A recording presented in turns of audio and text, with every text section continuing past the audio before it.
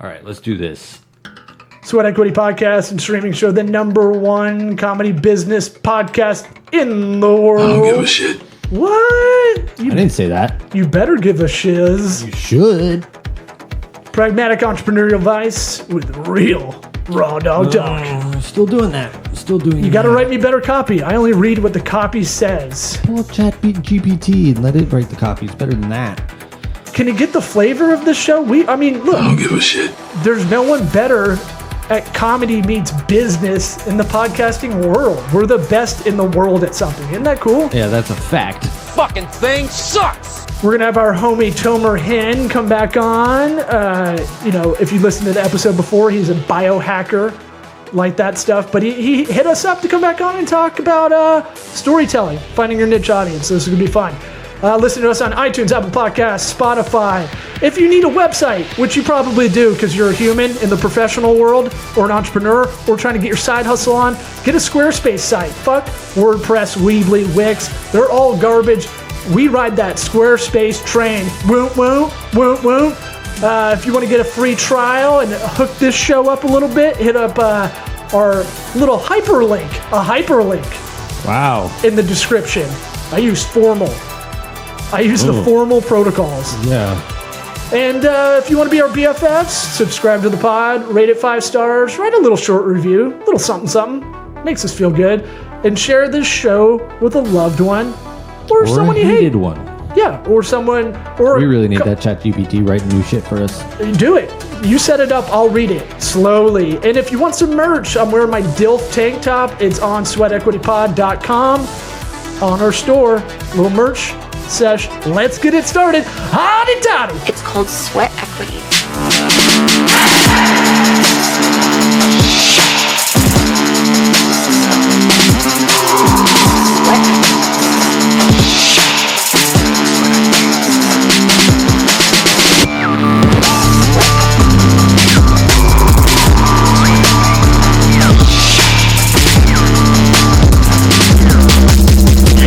Listening to the Sweat Equity Podcast. All right, guys. How's it going? It's going well. I just got back from like 2 weeks in Austin. From an e-commerce conference with my business partner. He's the organizer of the conference, and it was good. And things are very busy.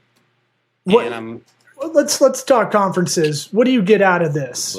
Because part of me feels like I should attend some of these. That makes sense for me. But at the same time, I don't want to waste time, effort, and money on something. I don't know. I feel like networking is the #1 thing you're doing. Right. But if you're an attendee versus having a booth is a way different kind of scenario in my experience with different trade shows and other verticals. What is an e-commerce? Everybody's on their laptops. Yeah. So I completely agree with you. I think that my rule of thumb is any conference with a 4-digit number of attendees is out of my scope. So I really like the... Ooh, that's a good rule. And I just made it up, by the way. I don't like those. I used to go to so many like huge conferences, tens of thousands of people or thousands of people, whatever, and you just get lost, and you get all this adrenaline, and you meet a bunch of people, and oh my god, that's the best thing ever, and then you go back, and then nothing happens, and just feel like I could have just gone to a vacation that would probably be more useful of my time, and not all conferences, but if you go to a conference which is very targeted, the audience is carefully selected. Usually those cost like a lot more. Like, it could be a few $1,000s to attend. Then people come with a specific intention. So this conference, it's called a conference. It sounds like really big, but it's only 200 people. And these are 200 people who are not coming. There are no sponsors for this event. There are no booth, nothing like that. Just amazing speakers, billion-dollar company founders and very inspirational speakers that come on stage, very, low key stage, nothing fancy. So everything everyone gets to know each other, and you just hang out in a very good atmosphere. It's on a 7-acre ranch in Austin. So In Hill it's a Country, totally where in different vibe. Austin? Bee Cave Road. It's near Shut Bee up. Cave. I think it's in Bee Cave. Oh, did you hear that? Yeah, great. Yeah. Oh, Great. someone got You it right. win the Austin Geography Award. Near Burton's Creek. Oh yeah. So are you based in Austin? No. I was gonna move there at one He point. just likes to look at maps. Yeah, I do. I actually do.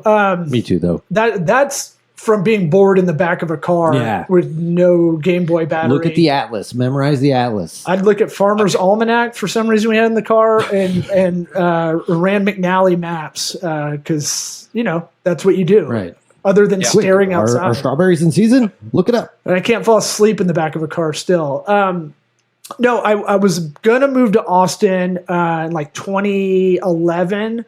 So I had one job opportunity with a mutual fund company that moved everything from Santa Monica, where I used to work, my first job out of college. They were moving to Austin for tax purposes, kind of ahead of the curve a little bit. And could have gone that route, CFP route, but financial systems, it's not super exciting for me. I worked at a mutual fund company. These guys were like Wolf of Wall Street alpha. And it was like, Yeah, that's dude, not these for are us. 10-year index funds, small value index funds. And then at one point I was interviewing when Facebook moved their ad department to Austin in about the same time, 2011 maybe. I was, interviewing there, and at the time I thought I was probably going to just move there anyway, but I had my then girlfriend who became my wife and now ex-wife. And that's why I stayed in Cigar City, Tampa, which I love. So Me too. yeah. And Austin, from the comics I hear that are over there, because Rogan's got the comedy mothership that just opened. There's like 12 clubs now or something insane. Comedy clubs? Yeah, that's like I think there are like 50. for I think it's- a city of maybe 1.5 million, maybe 2 million. Yeah. something like that. Yeah. And so I think it's an interesting look at a city that is tech booming, getting a lot of headquarters of big financial or big corporate firms going there. Yeah. And I feel like Rogan did the comedy thing like all by himself, just deciding to move there from California. Well, and then you get a couple more people. COVID's there. You can't do shit in California. You could in Florida and Texas. They opened up, and that, and look, I left LA because in 2010 because I was like, if I buy a house, $800,000 for something near the airport, that's not that great. And you spend, I was spending an average of 3.5 hours in traffic. Now you're in LA, right? In LA, yeah. But if you're doing e-commerce, you're not probably having to drive around the whole county. Nope. Which is the second largest Just county. withering around. Map fact.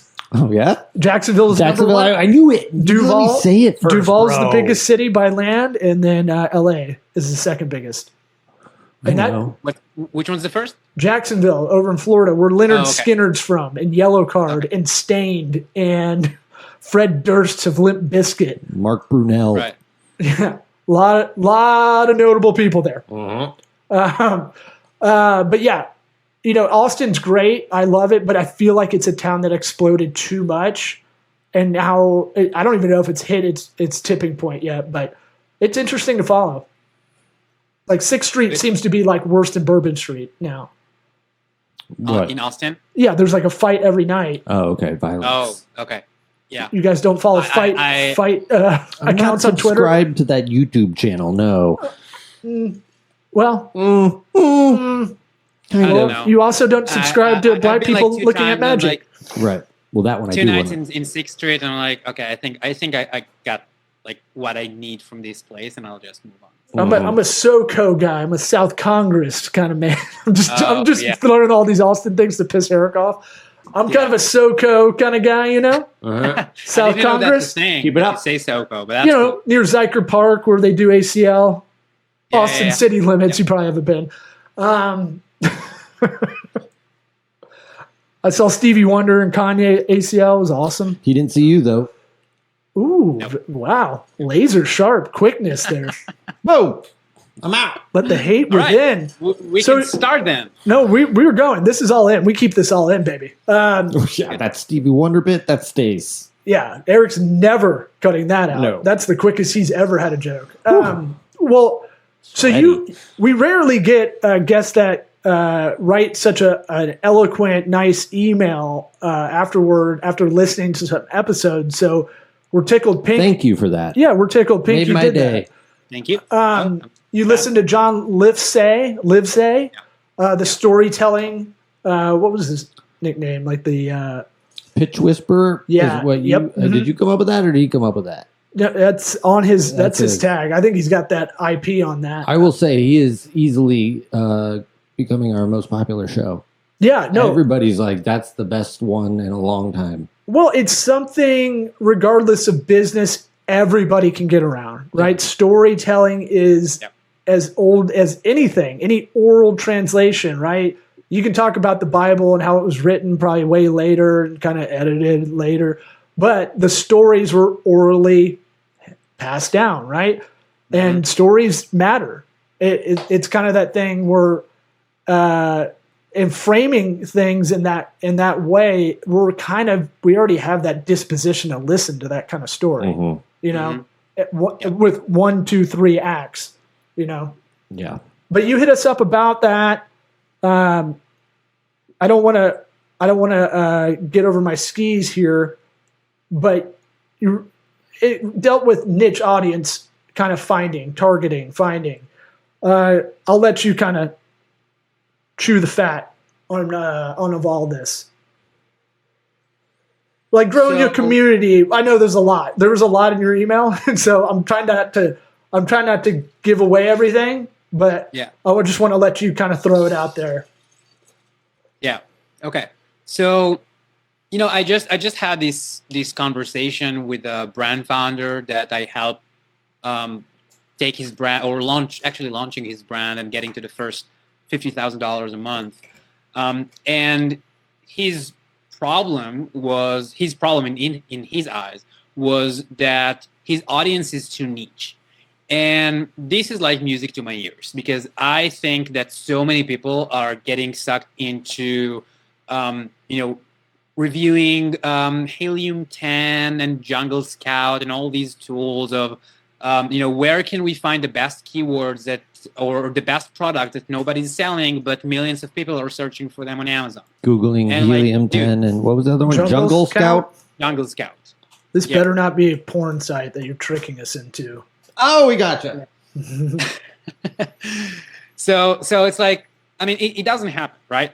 So this was a supplement brand, and I don't want to give too much details on his audience, but it was very, very neat, right? It was like dads who play a certain type of sport. Pickleball. Okay? Yeah. Let's say it's pickleball. Okay, it's not pickleball, but let's say. Fucking hate pickleball, but yes. Pickleball playing dads. So he's like, yeah, I can't find them. I have groups on Facebook that of pickleball players. I have groups of dads, but there is no pickleball playing dads, right? And to me, this is where his biggest opportunity was, because obviously there are many dads who are playing pickleball, and his supplements were there to support and help those dads to improve their game, feel better, feel more energized, recover better, all of that. PEDs for pickleball? You're juicing to play pickleball? A game you move 5 feet left and right? I'm kidding. I know you're making an example. It's not pickleball. Yeah, I know. It's much more intense than that. Disc whatever golf. that is. Mm-hmm. Exactly. So, but that was a good example. So, anyway, his opportunity is in the fact that there are many dads who experience the same problem, but nobody actually speaks to them. So, as a brand founder, unless you want to spend so much money, especially when you're in a category like supplements, there isn't a specific supplement for pickleball players. It just, this specific formula just works really well, and it could serve them. And then a brand is essentially the communication that you have with your customers, the content that you create, how you solve their problem, just making them feel like they're seen. This is where they'll buy your brand versus the number one product on Amazon or whatever. So your goal is to show them that you are their only solution for them and you get them more than anybody else.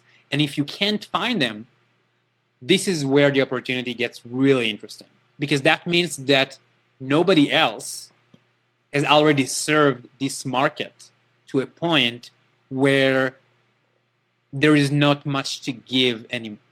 And when you will rise as their hero and say, I know that you are that person, and I know that you have that problem, and I have the solution for you, this is where they listen.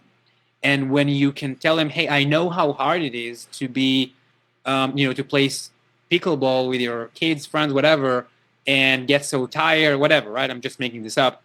And this is why I created this supplement. And most brand founders are not going to do that. Most brand founders, the easiest route would be to just spend a bunch of money on Facebook or try to hack the algorithm on Amazon instead of doing the groundwork of communicating with those people. And it could be as simple as writing a few posts in a Facebook pickleball group that has 70,000 people in it. And when you talk about the problem or you talk about the solution, suddenly you have 50 people who say, yeah, I experienced that, or I was looking for that solution, or I use this product or whatever. And this is how you build a brand.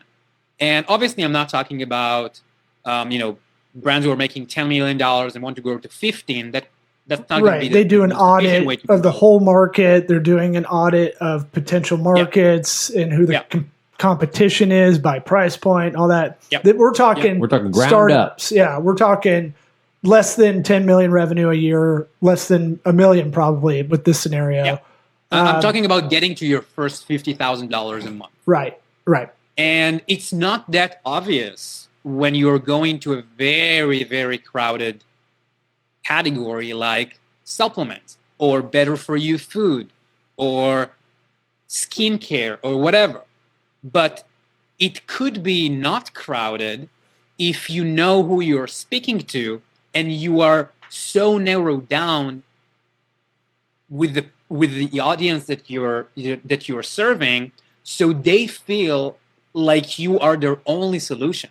You are the best solution for them. They don't care that your supplement costs 40% more than everybody else because they don't compare you to anybody else. But what most brand founders miss is like, yeah, but what about the other 50 million people who could buy this product? True, but there are like 5 million other companies who are competing for everybody else. So there is nothing unique about you. So you can create that uniqueness, and that uniqueness would come from the person you're serving, right? So, for example, with one of my brands, Switch Supplements, we sell nootropics that help you feel better, get more energized. That's called On Switch, and then Kill Switch is our nighttime hot chocolate that just puts you to sleep and makes you stay asleep through the night. It's a cool name. Essentially, everybody could enjoy this product, but we serve entrepreneurs. We serve entrepreneurs, business owners, people who need to get more done, who want to accomplish more. They need to sleep better because they need to wake up super refreshed. So people always ask me, like, why do you only say that you are a supplement company for entrepreneurs? Because everybody could buy those supplements, right? Yes. But if we create the content that is targeted, instead of saying, get better mental clarity or whatever, we say, get more shit done.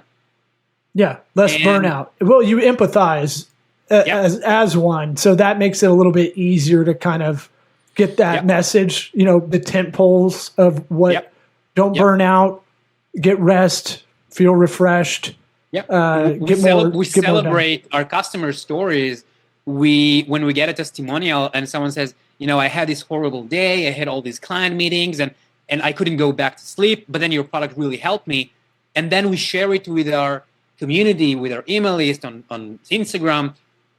People resonate with it. Yeah, and compounding trust in the product. Yeah. And like, oh, I experience that every day, so your product helped me. And obviously other people would enjoy it too, right? We're not rejecting anybody else, but we're just marketing to, and we are speaking to a very specific person. And I think that nowadays, after the e-commerce boom of 2021, now that everybody's trying to go into e-commerce, but actually everybody's realizing that e-commerce is super crowded.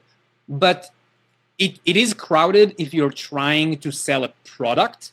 It is really not crowded if you're trying to solve a problem to a specific person. And I'm not saying this in a in a fluffy way. It's if you really take your brand and you see it as how can I serve this person better, which means that I create a specific type of content, I reach out to them in a specific way, I know who they are, this is where they will buy.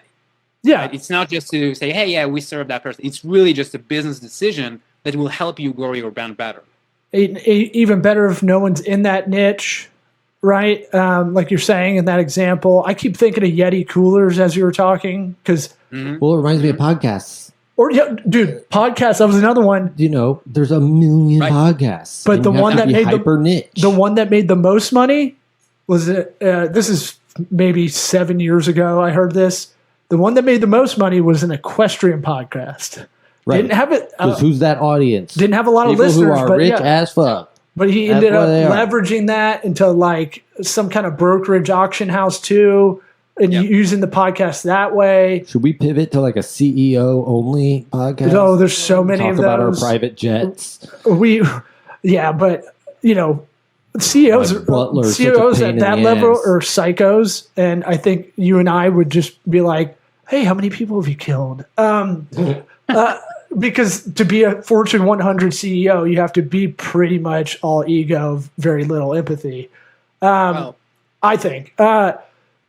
I kept thinking of Yeti coolers because that was a thing, I guess because of dads, and dads gravitated around that, or Tervis tumbler, the cups, like that became a thing for tailgaters, and then it expanded into every team. They got licensing, and then now it's the standard cup. They have their own like technology, right? Like they have their own thing where it was like, it's not like a white label supplement. Those cups. Tervis tumblers, they're like those cups have been around forever. I don't know if Tervis tumblers have been. I think they have like a special technology to keep things hot or cold and all of the shit you want. I think their brand messaging worked on you, Dad. All right, well, but those cups have been around. You find me I know this because Tervis artifact. My friend Goo, he might listen to this episode. Story. I don't believe it. They put family pictures in those cups, those kind of cups, like in the late 90s, and we used to clown that. We'd go over to his house and get those cups to drink out of. There was the two, like the chambered cup with the little thing. That has existed, but I'm saying like Tervis has a special thing.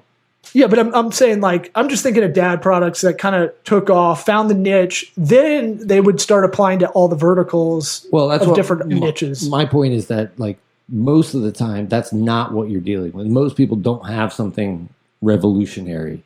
Lots of times, you have something that you're right. is out there. Both of those are... but you can Tervis target is it not that unique, though. I don't think it's that whatever. unique. I'm just saying... Yeti's definitely. But you target it in a certain market certain way. I'll fight you, At the conference that I was at, Capcom, last week, one of the speakers was the founder of Black Rifle Coffee. Yeah. Familiar with them? Yeah. Right? It's a $1 billion public company that just came out a few years ago, and they're already worth $1 billion, and they sell coffee, right? Ground coffee or coffee beans. And you're asking, okay, why would someone, or not just someone, they're like $1 billion company would just rise just like that for a commodity like coffee. And he was talking about the fact that they were just so obsessed with serving one specific person. And maybe I'm not accurate with how I describe their audience, but scary person. David Petraeus. White GAN owners, right? Whatever. That's the one. And everything that they do is there to celebrate and support that person. It has nothing to do with coffee. They're not talking about energy or the aroma or all of that. They're just talking about what they believe. They believe like all of the other brands were like, lefties that don't really care about an audience. And this is why people are like, you know what? I'll just spend my $25 or $18, whatever, instead of paying that Lefty brand to Black Rifle Coffee. And yeah, while Starbucks that was the same case with Jeremy's razors, right? Who I think it was the founder of the Daily Wire, who just battled Harry's razors. I think it's Harry's razors, who just stopped advertising at the Daily Wire because of, I think it was homophobic, whatever, comments by the editors. So they decided to stop advertising their razors at this website. So to counter that, the Daily Wire launched their own razor brand, which called Jeremy's Razors. And if you've seen this video, they got 10,000 subscribers on Autoship before they even launched. I think it was in a day or a week. I'm not sure. But from one single video that simply said, Harry's Razors don't think that you, as a conservative person, should enjoy their razors. So instead of paying them, pay us. Yeah, right? Jeremy's Razors in March of 2020, the co-CEO Jeremy Boring opened a line of subscription-based razors like Jeremy's. That's so funny. I'd never heard that story. Yeah, and just recently, I think it was maybe a month or two ago, so they were super successful. And then Hershey's, I think it was International Women's Day, and Hershey's had a transgender in one of their ads, one of their commercials for International Women's Day.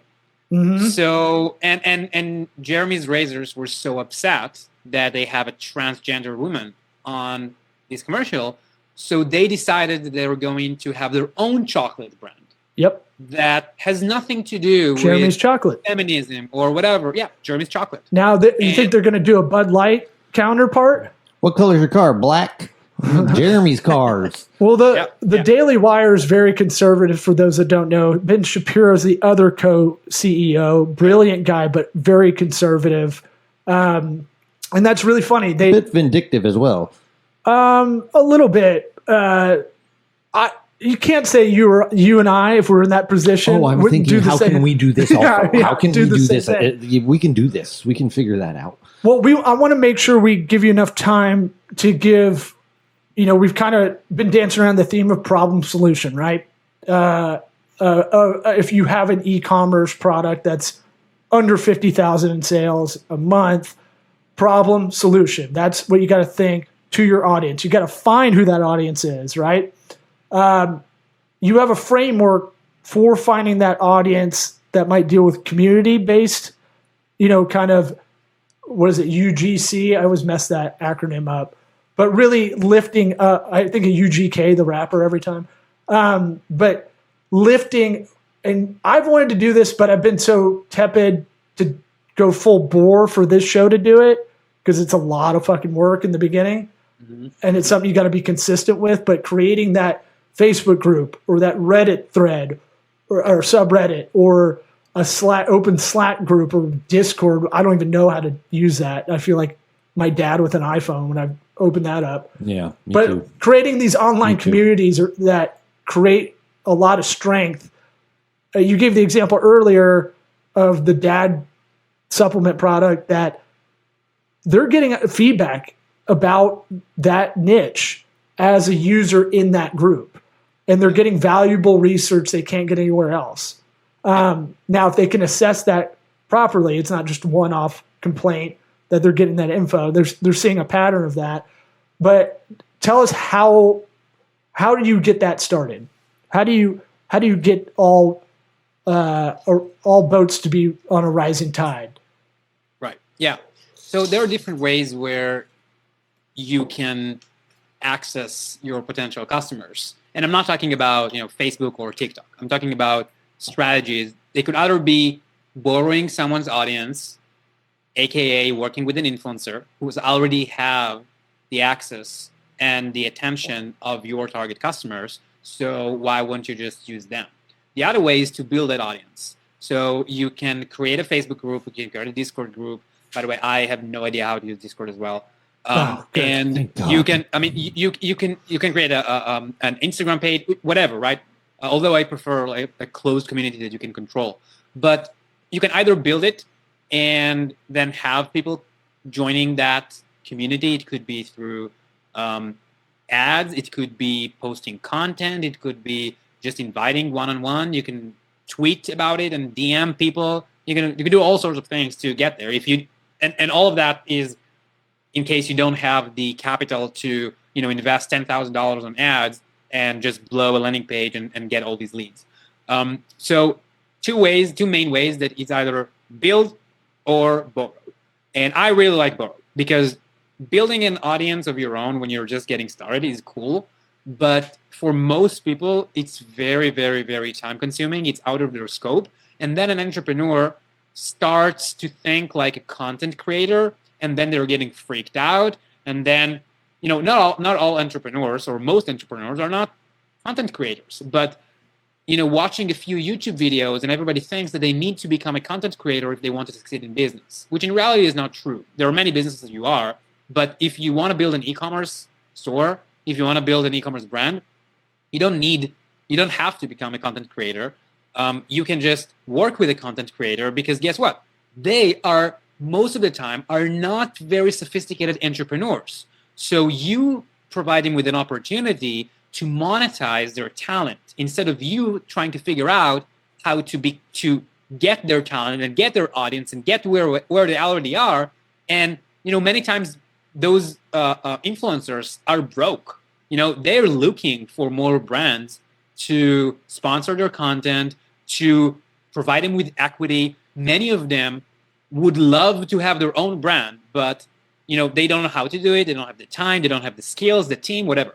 So if you could create those relationships with influencers, and if you can have 5 or 10 influencers and give them each of them just 1% in your company, so they can promote it and let you get access to their audience, you will move way faster than trying to build it yourself and try to control everything.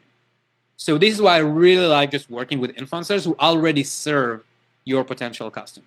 So if you want the blueprint on how to do that, yes, you can have a Facebook group and you can have a Facebook challenge and you can do all of that. But I know for a fact that for many entrepreneurs, it seems like so far out from their natural skills and their natural motivation to wake up and open a Facebook group, when in reality, it could be way easier for them to just create those relationships with influencers, and the compound value that they could create from 1, 2, 5 relationships is so much greater than trying to build it yourself. So I would just find the influencers that your audience is already paying attention to and start building relationships with them. And the relationship should start not from a negotiation place, like, hey, would you promote me if I pay you? It should be from a very relational or from value-giving relationship, which is, in your case, as an e-commerce brand, hey, can I send you a sample? Yeah. See if you like it. Yeah, see if you like it. Don't ask for anything. We're not looking for anything. We just want you to try it out. And guess what? Out of 100 that you will send, and these are hard facts, at the end of the day, between 20 to 40 influencers will post about you. Out of those who posted about you, just because they liked it, just because they appreciate what you did for them, and just because you kept the communication with them, you can deepen the relationships with 10 of them. And then out of those, you will have 5 brand advocates that keep talking about you, that love what you're doing, that really believe in your product, really enjoy your product, and that's it. You don't need more than that. If you have 5 good influencers who keep talking about you, you have $1 million business, if not more. How much have I told you on this show I love Israelis? Yes, all the time. I love them. I want to go to Tel Aviv so bad on vacation. Right. This is why you're Forbes 30 under 30, son. No, this is really good insight, and you're right. Why create it from whole cloth when you might be able to leverage other aspects find a specialist to be that content creator, because you need your dollar per hour is best spent being the entrepreneur generalist and delegating. Very interesting stuff. And you gave us some. We don't get into Amazon e-commerce too much, but it is a whole different lane. Yeah. It's a whole e-commerce in general is just it's other beast. We're more in the lead gen kind of side of marketing, but e-commerce, I started in supplements. That's how I got into digital, and it got sued by the FDA for $25 million. Anyway, Not your fault. pure green.